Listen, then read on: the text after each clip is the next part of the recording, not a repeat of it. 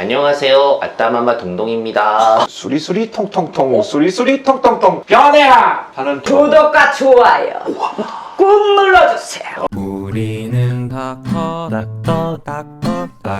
프렌즈. 안녕하세요. 닥터 프렌즈입니다. 저희가 이제 직업 탐구 같은 느낌으로 성우님들을 모셨는데 평상시에 좀 궁금했던 것들을 한번 좀 여쭤보려고 해요. 예. 이제 구자영 성우님 같은 경우는 또 요즘 오디오북을 또 많이 하신다고 했는데 시각 매체 더빙과 책을 읽는 오디오북 녹음이 어떤 차이가 있는지 사실 궁금하거든요. 저희가 봤을 때는 비슷한 거 아닐까? 똑같지 않나? 이런 생각을 할 수 있는데 뭔가 좀 더 다른 부분이 있는지 사실 궁금합니다.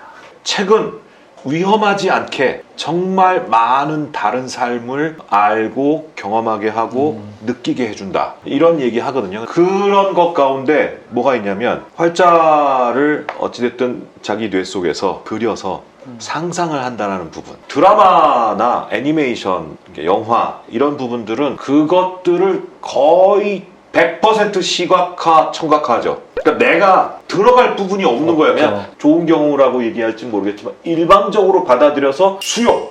그래서 이렇게 빠져들어서 보는 거. 근데 사실은 오디오북은 절묘하게 책과 완전히 만들어진 드라마 사이 어느 정도쯤 있는 느낌이 있어요. 그러니까 내가 뭔가들을 시각, 청각으로 꼭 구분하는 건 아니지만 어떤 부분들은 내가 그것들을 상상할 수 있게 도와주고 또 어떤 부분들은 완전히 내가 그것들을 이렇게 만들어내야 되는 머릿속에 좀 여지가 남아있던 네, 그래서 거죠. 그런 상상의 영역들을 가지고 있다는 게 오디오북의 매력일 수 있을 것 같아요. 전 약간 단순하게 생각했거든요. 이제 뭐 영화나 애니메이션 같은 경우는 그거 입 모양 맞추시기가 힘들겠다. 그 시간 내에 딱 하시는 게 힘들겠다 이런 생각도 하셔서 그런 애로사항은 좀 없지 않으실까. 이제 애니메이션도 많이 하고 우리 홍범기 성우가 그거를 고충이라고 생각하진 않죠. 아 그래요? 한번 들어볼까요? 네, 그렇습니다. 그런 건 이제 그림이 있고 상황이 있으니까 그냥 거기에 맞게끔만 하면 되는데 사실 이 응급 외상 같은 이거 같은 경우에도 극 속에 왜 막 엄청난 상황들이 있잖아요. 그쵸.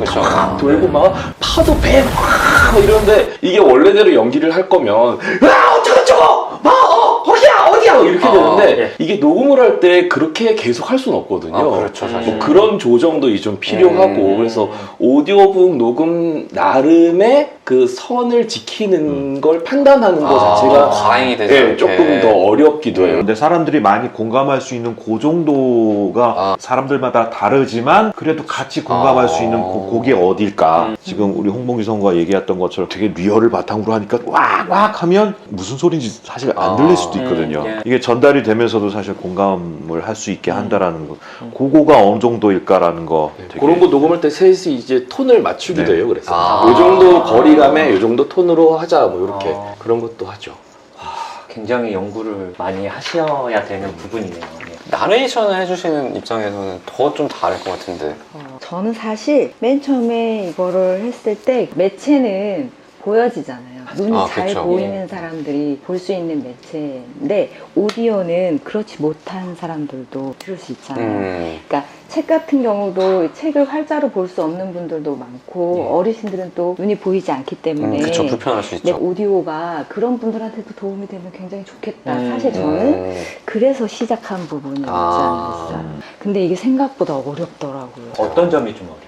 일단 낭독하는 것과 대사하는 것이 그냥 읽는다고 읽는 게 되는 게 아닌 거예요. 그러니까 상황 설명을 제가 다 해야 되잖아요. 제가 설명을 잘 못하면 그 책 자체를 망치는 거예요. 그거를 그렇다고 또 오버해서 할 수도 없고, 근데 그 선을 잘 지키면서 설명도 잘해야 되고 발음도 안 틀려야 되고, 그러니까 이런 것들이 너무 힘든 거예요. 그럼에도 뭐 어쨌건 좋은 건 매체는 저한테 맡겨진 캐릭터가 있잖아요. 그렇죠. 한 캐릭터밖에 못하는데 이거는 제가 다 할 수 있다. 내리션도 하고 주인공도 하고 약역도 하고 재밌는 역할도 하고 그래서 재미는 이게 훨씬 더 있었고 그렇구나. 약간 그런 점들이 있어요. 지금 만남이 작가랑 그리고 이제 오디오북의 성우님들의 만남인데 성우님들이 연기를 하시면서 이 작가한테 원작자한테 궁금하신 부분이라던가 혹은 뭐 불만이나 뭐 이런 것들이 있으시면 과감 없이 그냥 대사대로 가. 연기를 해주시면 좋을 것 같아요. 예.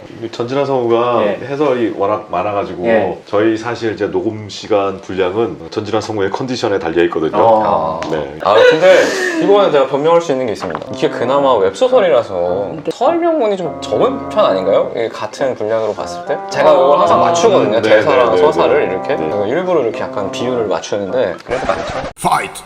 문장을 계속 붙여서 쓰는 경우. 성우님 제일 한 힘들어하는 문장이- 게 문장이 긴 문장이에요. 뭐 하다 마침표가 항상 있는데 사실 이게 마침표가 아니고 왜 그 수식어가 길어지고 네, 네. 문장 아마 뭐 저희가 중간중간 얘기를 했는데 이제 각 성우분들이 맡으신 캐릭터들이 이제 중증외상센터에서 있으실 것 같거든요. 네, 네. 그래서 한번 소개를 좀 해주셔도 될지. 아까 이제 나레이션이라고 말씀을 또 네. 해주시는데 내레이션 말고 또 내레이션 외 모든 여자를 제가 그냥 뭐 조폭도 하시고 네. 하시고. 신규도 하시고 그리고 거기 네. 어머니도 하고 어머니도 하시고 기자도 그러면 네 전부 다 여자는 제가 다 하시는 구자영 성우님은 네, 일단 뭐 백강역을 하고 있고요. 아. 그렇다고 이제 여기 그 일손이 남아돌지 않기 때문에 네. 첫 등장서부터 나오는 저희 보건복지부 장관 뭐 아. 또 하고 있고 그다음에 이제 소방청장 및 병원 들어가서 이제 그 마약 아그 죽이려고 나쁜 놈들. 했던 네.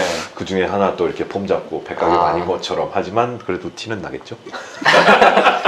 네, 제가 어쩔 수 없이 백강역이 계속 나오니까 네. 우리 주로 남자에서 홍범기 성우가 예. 네, 그 외 모든 남자를 하고 있습니다. 제일 분량이 많은 게 아마 양재원. 네, 재원이가 예. 대사가 제일 많고요.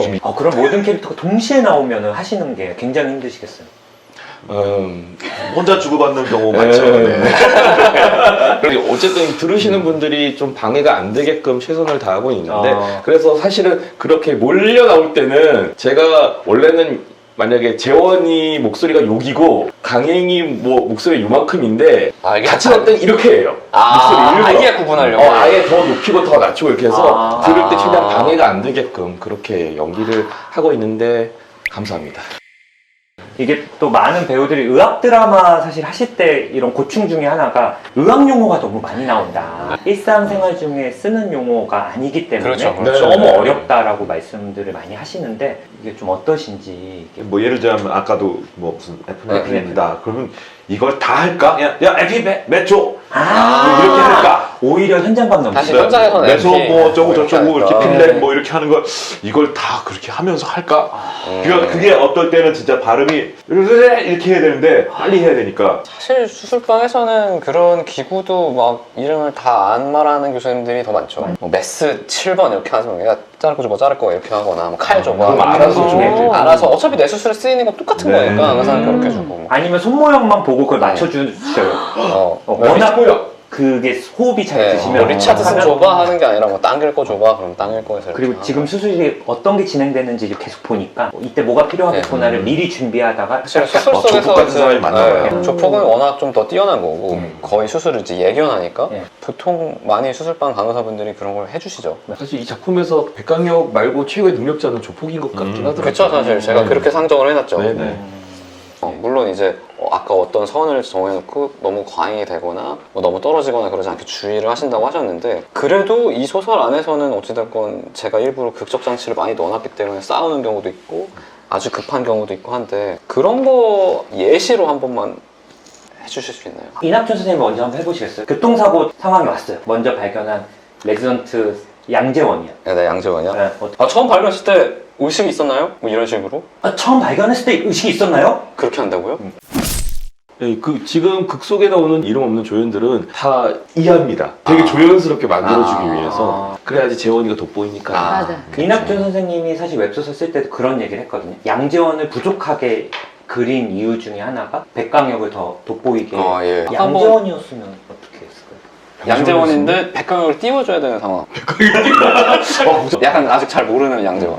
백강역 앞에서 어떻게 감히 먼저 말을 아, 꺼내겠습니까? 그렇네. 이렇게 찌그러져 있어야죠. 네! 이러고 알겠습니다! 작가님 그리고 내내 그 생각할까? 대본에 내내가 이렇게 내 쉼표하고 내 이렇게 두 번 찍히잖아요. 제가 그렇게 말했어요 병원에서. 아랫사람일수록 그걸 많이 하고 특히 학생일 때는 뭐 교수님들 뭐 질문해서 대답 못하면 네, 내일까지 공부해 오겠습니다. 그리고 뭐 레지던트인데 뭐 시키면 네 감사합니다. 뭐 일을 시켰는데 뭐가 감사한 거야? 아직도 그게 되게 궁금해. 그러면 이 경우는 거의 힘들겠죠? 예. 아 그러면은 바로 상담 들어갈 것 같아요. 야 병식아 진실의 방으로 1년차 그러면 이제 4년차들 불러서 쟤 왜 그러냐. 어머. 제가 나갈 것 같다. 나갈 것 같다라는 거는 병원으로 아니다. 병원을 나갈 것 같다. 사실 좀 그 특이한 게 뭐 회사들은 사직서를 쓰고 나가잖아요. 네. 병원은 그냥 도망치 나가요. 도망쳐요. 무서워서 일주일 정도 나가면 안 봐주고 한 3, 4일 정도는 나갔다 들어오시는 경우가 꽤 많아요. 힘든 가일수. 그리고 좀 길어진다 싶으면 4년차한테 이제 임무를 맡기죠. 잡아. 추노처럼. 추노처럼.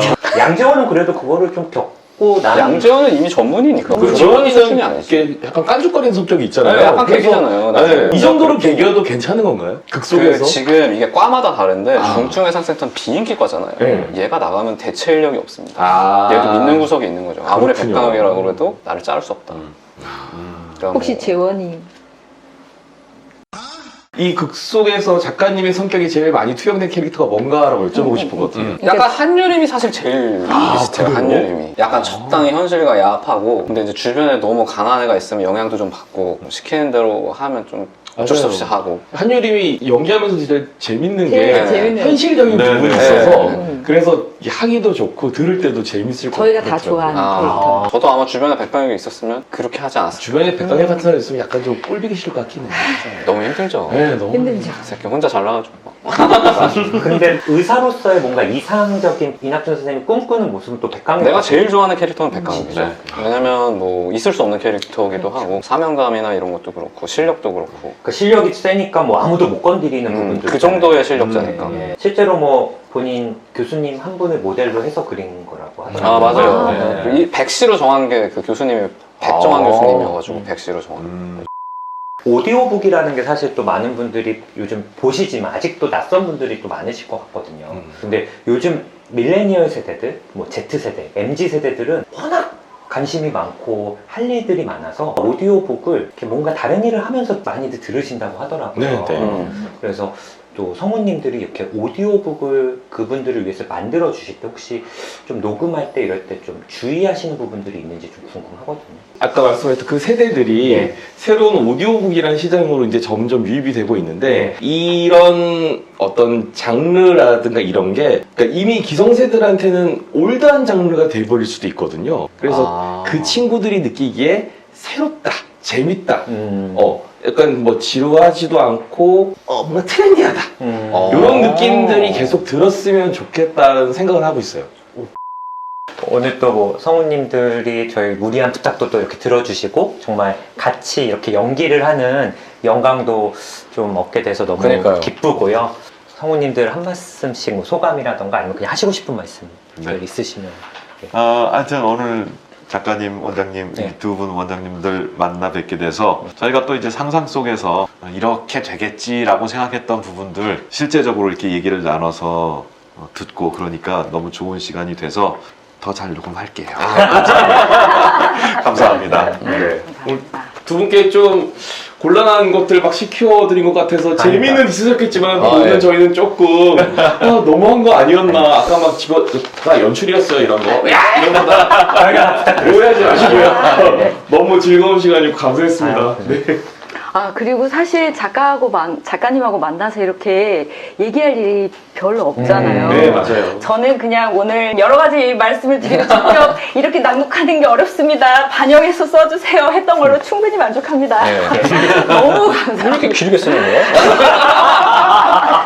작가가 본인도 잘 못 읽으면서 아니, 그러니까 글이 너무 좋으면 이렇게 오디오도 만들어지고 드라마도 만들어지고 하잖아요. 그래서 한번 읽어보시면서 쓰시는 것도 좋은 방법일 것 그러니까 같아요. 이게 좋겠어요 이게. 네네네. 너무 감사합니다. 아유 감사합니다. 인사를 한번 드리고 네. 예, 감사합니다.